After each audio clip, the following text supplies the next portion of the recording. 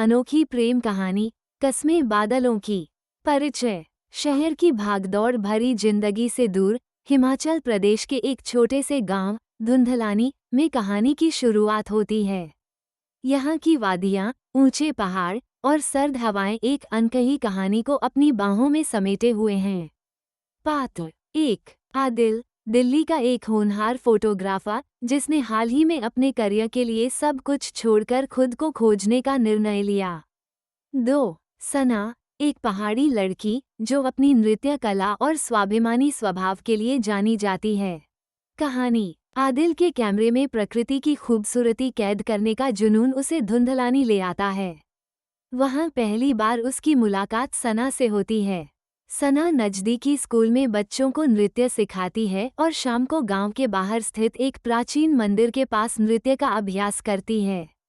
आदिल ने पहली बार सना को मंदिर के पास नृत्य करते हुए देखा।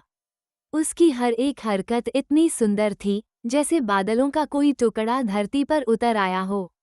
आदिल को लगा कि उसने अपने कैमरे की सबसे खूबसूरत तस्वीर देख ली है।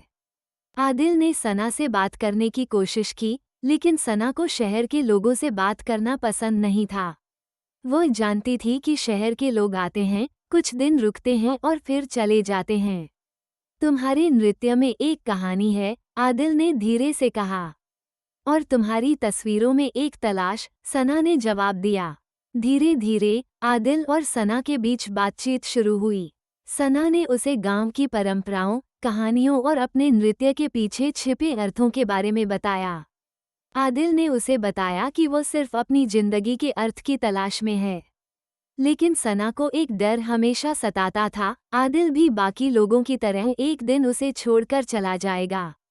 वो आदिल को अपने दिल के करीब आने से रोकने लगी। एक दिन जब आदिल ने उसे अपने दिल की बात बताई, तो सना ने उसे साफ इनकार कर दिया। तुम यहाँ सिर्फ कुछ दिन के लिए हो, आदिल। मेरा दिल एक चाय के कप की तरह नहीं है जिसे तुम खाली करके छोड़ जाओगे।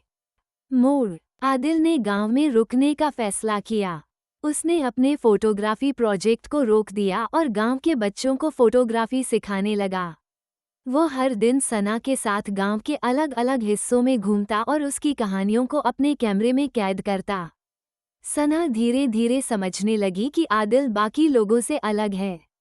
वो अपनी भावनाओं को आदिल के सामने कबूल करने की हिम्मत जुटा ही रही थी कि तभी एक खबर ने सब कुछ बदल दिया। आदिल के पिता की तबीयत बिगड़ गई और उसे तुरंत दिल्ली वापस जाना पड़ा।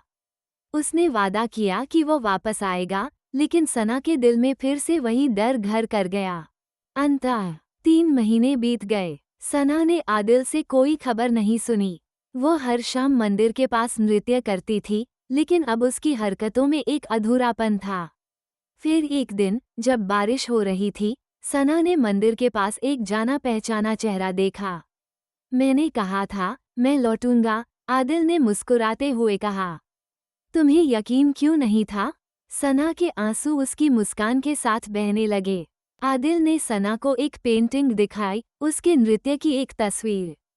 तस्वीर के नीचे लिखा था, धुंधलानी का वो बादल जो कभी नहीं जाएगा। सना ने आदिल का हाथ थामा और कहा, मैंने हमेशा तुम्हें बादलों जैसा सोचा, जो आते हैं और चले जाते हैं। लेकिन तुम वो बादल निकले, जो बरसकर धरती में समा गया। और इसी के साथ हिमाचल की वादियों ने एक नई प्रेम कहानी का गवाह बनना शुरू कर दिया।